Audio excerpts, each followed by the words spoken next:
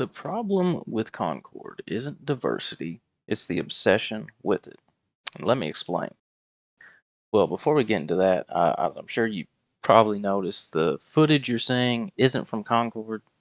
I was going to string together some clips and trailers, but honestly, I didn't want to look at that gas station turd any more than I had to. So you can just enjoy some footage of me goofing around in Remnant 2. There's a link to my Twitch down below. So, alright, plugins over. Now let's move on to the meat of the potato. So if you've ever watched an Asmongold reaction video to Concord, then you've probably seen the chat at some point start chanting, "Go woke, go broke." And then you probably heard Asmongold say something along the lines of, being woke or having diversity isn't the problem. They just made a bad game. Well, he's right.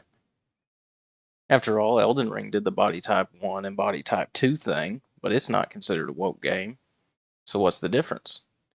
Even back in the heyday of gaming, the 360 and PS3 era, there were great games that if they were made today would at least fit into some of those DEI categories.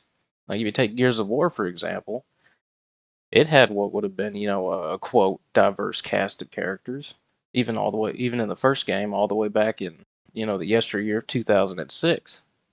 And God, I feel old now. But the four main characters, you had Marcus, Dom, Cole, and Baird. Two of them were Hispanic. One was a black guy, one was a white guy.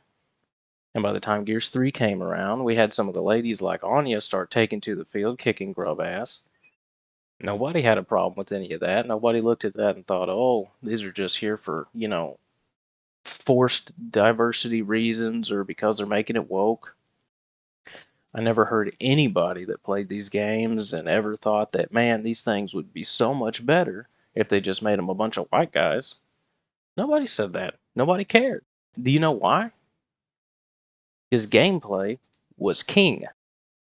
Every character that we got to play as was an absolute badass. And most importantly, none of them felt contrived.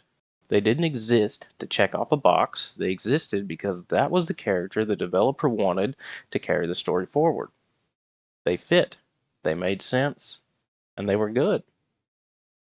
You see, the problem with the games especially that we're seeing now that are being called woke, isn't that there's DEI present in them. It's that it's rather blatantly become the sole driving focus behind those games, just like Concord. Making a fun game with engaging gameplay isn't the priority anymore. Their focus is on making an identity politic activism platform and then calling it a video game. You know what the worst thing about it is? This change in priorities is clear as day to anyone who cares to look. But these developers and publishing studios, they either can't see it or they're unwilling to acknowledge that this is a problem. So the point of my rant here with all of this is it's really, as the king of streams so eloquently puts it, they just made a bad game. After all, there are plenty of failed games who obsessed over a variety of issues over the course of, gaming history all the way back to the 80s that certainly didn't include identity politics.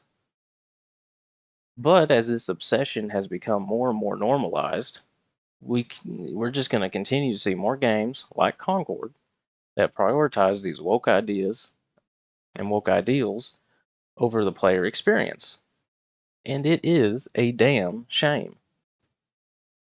So just keep your eyes peeled for the red flags so you don't get misled. Like, is their big reveal trailer just an overly polished bit of CGI with a disclaimer at the bottom of the screen that reads "not captured in game"? Do they refuse to show any actual gameplay, but love to show off their cinematics and discuss how the motion capture fidelity is so good? How you can see every pore and every wrinkle of a dog's butt crack? Does the developer showcase spend 30 minutes on how diverse and inclusive the cast of characters are, and only 30 seconds on why you should even care who these characters are? If you see things like this, then please, for the love of all that is holy, do not pre-order. If we can start doing that, then boys and girls, I think we have a chance to make gaming great again. So to conclude this rant, no, having woke ideas in a game doesn't inherently make it a bad game.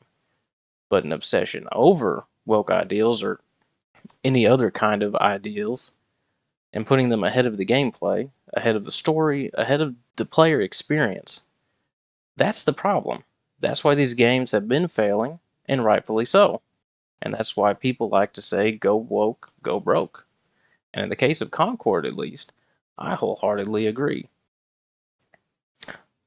So to anybody still here, thank you for watching. If you enjoyed this video, give it a like. Consider subscribing to the channel. I'm new around here, trying to get things started. I do intend to post more things like this and about all things gaming. And, if you didn't enjoy it, then I guess thanks for watching to the end anyway, and maybe I'll win you over next time.